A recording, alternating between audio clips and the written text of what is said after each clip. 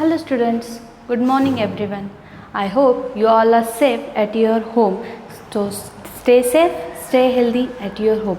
Now in the previous lecture we have seen from your textbook that contracted form. Yes, it is in your English textbook. Contracted form means short forms we have seen. Now in today's lecture we are going to learn your first poem, Be the Best. म्हणजे आपण मागच्या लेक्चरमध्ये तुमच्या टेक्स्टबुकमधील contracted form म्हणजेच short form हा भाग पाहिला. नाव आजच्या लेक्चरमध्ये आपण तुमची पहिली कविता जी आहे बी द बेस्ट ती पाहणार आहोत. So what is mean by be the best? Be the best means whatever you are doing do very good or very best. म्हणजे जे काही करणार आहात ते सर्वोत्तम करा म्हणजे सर्वोत्तम बना. So let we start. First I will read the poem, so listen carefully first. If you have textbook, then point the line on your textbook. Be the best. If you can't be a pine on the top of the hill, be a scrub in the valley, but be the best little scrub by the side of the rill. Be a bush if you can't be a tree. If you can't be a bush, be a bite of the grass, and some highway happier make. If you are a muskie, then just be a bass, but the liveliest bass in the lake. We can't all be captain. We have got to be crew. There's something for all of us here. There's big work to do, and there's leisure to do, and the task you must do is the near. If you can't be a highway, then just be a trail. If you can't be a sun, then be a star. It isn't by size that you win or you fail. Be the best whatever you are. तर आता तुम्हाला कविता वाचल्यानंतर थोडंफार लक्षात आलं असेल की कवितेमध्ये काय लिहिलेले आहे. जे काही तुम्ही बनाल ते सर्वोत्तम बना. जसं की कवितेचं शीर्षक आहे as the title of the poem is be the best. Be the best means whatever you are doing, whatever you will do very good or very better. So be the best. Now I will explain by first stanza. First, be the best म्हणजेच सर्वोत्तम बना. I will explain line by line. If you can't be a pine on the top of the hill. So what is mean by pine? Pine is a type of tall tree. म्हणजे पाईन हा एक उंच वृक्ष आहे. तर if you can't be a pine on the top of hill म्हणजे तुम्ही जर एखाद्या उंच पर्वतावरील, हिल म्हणजे पर्वत, तुम्ही एखाद्या उंच पर्वतावरील उंच झाड, उंच वृक्ष, पाईन वृक्ष जर बनू शकत नसाल तर ठीक आहे. Be a scrub in the valley but be. तर बी अ स्क्रब. स्क्रब म्हणजे काय? an area covered with small plant. म्हणजे असा एरिया की ज्या एरियामध्ये छोटे छोटे प्लांट, छोटे छोटे बुशेस ना तो एरिया कव्हर अप झालेला असतो त्याला स्क्रब म्हणतात. म्हणजे तुम्ही जर उंच पर्वतावरील उंच झाड बनू शकत नसाल तर ठीक आहे, पण तुम्ही निदान एखादं व्हॅली म्हणजे दरी, खोल दरी, उंच पर्वताच्या खाली दरी असते बरोबर. तर उंच पर्वतावरील उंच झाड बनू शकत नसाल तर खाली दरीमधील एक छोट्या छोट्या झाडांनी तयार झालेला एरिया जो असतो त्याला आपण स्क्रब म्हणतो. तो निदान तो एरिया तरी बना, एक निदान छोटं झाड तरी बना. The best little scrub by the side of the rill.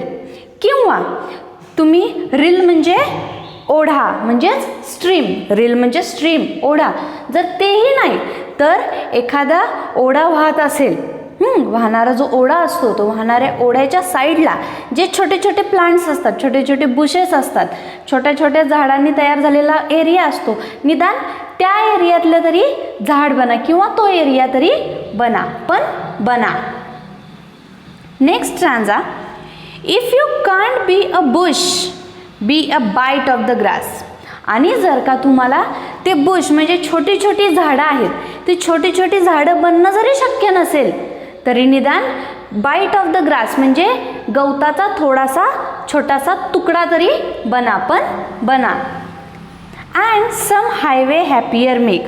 तर तो गवताचे जे छोटे छोटे तुकडे असतात किंवा छोटं गवत असतं ते काय करतं, and some highway happier make. आपला हायवे जो असतो म्हणजे रस्ता जो असतो, महामार्ग जो असतो, त्या महामार्गाच्या दोन्ही साईडला छोटी छोटी का होईना पण झाडे असतात.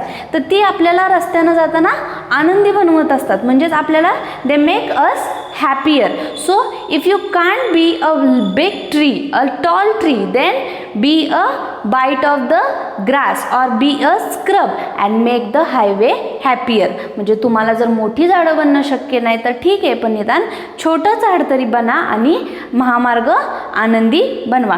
तर महामार्ग आनंदी बनवा ह्याचा आपण या कवितेत अर्थ आहे, पण त्या कवीला काय सांगायचं आहे की तुम्हाला मोठी व्यक्ती बनणं शक्य नसेल तर छोटी व्यक्ती का होईना पण बना आणि दुसऱ्यांना आनंदी बनवा. But if you are a muskie, then just be a bass, but the liveliest bass in the lake. If you are muskie, so muskie means what? Is a type of fish. It's a type of fish. हा एक माशाचा प्रकार आहे किंवा माशाचं एक नाव आहे muskie. तर if you are a muskie then just be a bass. म्हणजे तुम्हाला माशाचा जो हा एक मोठ्या माशाचा प्रकार आहे तर तो तुम्हाला मोठा मासा बनणं शक्य नाही आहे तर ठीक आहे. Bass is a type of fish, but it's also type of fish, but it's a type of small fish. म्हणजे पाण्यातील एक छोटासा जीव, म्हणजे तुम्हाला जर पाण्यातील मोठा मासा बनणं शक्य नाही आहे तर ठीक आहे, पाण्यातील एक छोटासा लहानसा जीव तरी बना. Next stanza. We can't all be captains. We have got to be crew. So captain म्हणजे काय? Head. Captain means head. Captain we can see in the ship. म्हणजे शिप म्हणजे जहाजावरती कॅप्टन असतो, बरोबर. तो कॅप्टन काय करतो? Captain head the all ship म्हणजे कॅप्टन हेडशिप म्हणजे लिडरशिप चालवत असतो पूर्ण जहाजाची. तर we can't all be captains म्हणजे आपण सगळे कॅप्टन्स म्हणजे लीडर तर बनू शकत नाही, बरोबर की नाही. आपण सगळे लीडर तर नाही बनू शकत. We have got to be crew म्हणजे sailors who work on ship म्हणजे शिप म्हणजे जहाजावरती काम करणारे सोबती किंवा जहाजावरती काम करणारे जे कॅप्टनच्या सोबत जे असतात सोबती जहाजावरती काम करणारे त्यांना क्रियू म्हणतात. तर we can't all be captains म्हणजे आपण सगळे लीडर किंवा हेड नाही बनू शकत, कॅप्टन नाही बनू शकत. We have got to be crew पण आपण सोबती तरी बनू शकतो, सोबती तरी राहू शकतो. There is something for all of us here. There is big work to do and there is lesser to do. तर आता आपण जहाजावरती आता जहाजाचं इथं कवीने उदाहरण दिलेलं आहे. तर जहाजाचा अर्थ काय की आपण कवितेमधून काय सांगायचं आहे कवीला की या जगामध्ये सगळेच काही लीडर्स नसतात. आपल्याला लीडरच्या सोबतीने जो कोणी लीडर असतो, जो कोणी आपल्याला हेड करणारा असतो त्याच्या सोबतीला राहून आपल्याला काहीतरी बनायचं असतं. आपल्याला त्याला मदत करून आपल्याला आयुष्यात आपल्याला काहीतरी करून दाखवायचं असतं. सर्व काही there is something for all of us here. आपल्या सर्वांसाठी सर्व काही आहे. म्हणजे प्रत्येकासाठी आपल्याला God gives us opportunity to everyone. म्हणजे गॉड गिव्ज अस अपॉर्च्युनिटी म्हणजे देवाने आपल्या सर्वांना संधी दिलेली आहे. तर त्या आपण संधीचं काय केलं पाहिजे? उपयोग करून घेतला पाहिजे. त्या संधीतून आपण काहीतरी बनलं पाहिजे. There is big work to do and there is lesser to do. म्हणजे जसं की आपल्याला गॉड गिव्ज अस अपॉर्च्युनिटी म्हणजे देवानं आपल्याला संधी दिलेली आहे. त्या संधीनुसार आपल्याला खूप काही करण्यासारखंही आहे आणि खूप काही न करण्यासारखंही आहे. There is most to do, there is lesser to do also. म्हणजे इथं खूप काही करण्यासारखंही आहे, खूप काही न करण्यासारखंही आहे. And the task you must do is the near. म्हणजेच जीवनामध्ये आपल्याला खूप काही करण्यासारखं आहे आणि खूप काही न करण्यासारखंही आहे. तर टास्क काय आहे म्हणजे आपलं ध्येय काय असणार आहे की आपल्याला जे काही चांगलं करायचे तेच आपल्याला करायचं आहे. And the last stanza, if you can't be a highway then just be a trail. तर हायवे म्हणजे काय, महामार्ग म्हणजेच मोठा रस्ता. then just be a trail, trail म्हणजे अ नॅरो पाथ, अ नॅरो पाथ म्हणजे छोटासा रस्ता. तर if you can't be a highway, तुम्ही जर मोठा रस्ता नाही बनवू शकत तर it's okay, but be a trail म्हणजे एक नॅरो पाथ, एक छोटासा रस्ता तरी का होईना पण तुम्ही बना. If you can't be the sun be a star, तुम्ही जर मोठा सूर्य, मोठा चमकता तळपता सूर्य असा नाही बनू शकत आहे, ठीक आहे, पण छोटासा तारा जो आपल्याला इथून का होईना पण तो दिसतो, तो चमकत असतो, तो तारा का होईना पण तुम्ही बना. It isn't by size that you win or fail, but be best of whatever you R.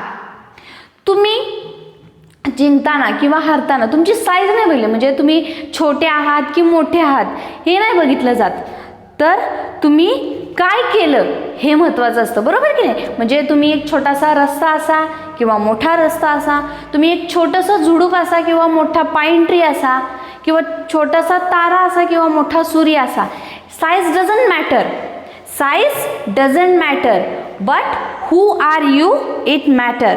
म्हणजेच it isn't by size that you win or fail, म्हणजे तुम्ही जिंकणार आहे की हरणार आहे हे तुमच्या साईजवरती अवलंबून नसतं. Be the best of whatever you are, तुम्ही जे काही करणार आहे ते सर्वोत्तम करा, बेस्टच करा. तर या कवितेमध्ये कवीला काय सांगायचं आहे, whatever you are doing in your life, whatever you are doing in your life, be the best, म्हणजे तुम्ही तुमच्या आयुष्यामध्ये जे काही करणार आहात ते चांगलंच करा, सर्वोत्तमच करा. Size doesn't matter. If you are small, if you are big, size doesn't matter on your win. म्हणजे तुमच्या जिंकण्यावरती तुमची साईज अवलंबून नसते किंवा तुमच्या साईजवरती तुमचं जिंकणं हे अवलंबून नसतं. तुम्ही जे काही कराल ते बेस्ट केलं तर तुम्ही हमखास जिंकणार. आपल्याला जगामध्ये, आपल्याला या दुनियेमध्ये खूप काही करण्यासारखं आहे आणि खूप काही न करण्यासारखंही आहे. तर आपल्या मनाला आपण समजवायचं की आपल्याला काय करणं म्हणजे बेस्ट आहे आणि काय करणं म्हणजे बॅड आहे, ते आपल्या मनाला समजवून आपण चांगलं तेच करायचं आणि सर्वोत्तम बनायचं. नाव these are the difficult words, so you copy down that in your notebook, and afterwards in next page there is English worksheet or workshop. So in that workshop you have to complete. Second question is, from the group of 4 read the each stanza in the poem turn by turn. It means that you have to read the poem. Now it's not possible to read by group, म्हणजे आता ग्रुपने read करणं possible नाही आहे, so you can read yourself, म्हणजे तुम्ही आता सध्या तुम्ही ही पोयम वाचू शकता. Then next question is, find and write the pairs of rhyming words from the poem. You have to write the rhyming words. The rhyming words means the words which pronounce samely.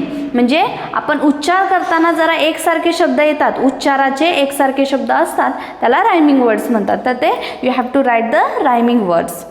And then next question is, complete the following with appropriate words or phrase from the poem. You have to fill in the blank with the help of the poem. Next question is, write whether the following are true or false. Here also with the help of poem you have to write true or false. Poem read करून पोयमच्या मदतीने तुम्हाला हे sentence true or false you have to write. And next question is, write an appreciation of the poem with the help of the points given below.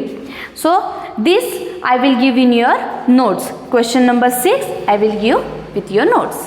Thank you.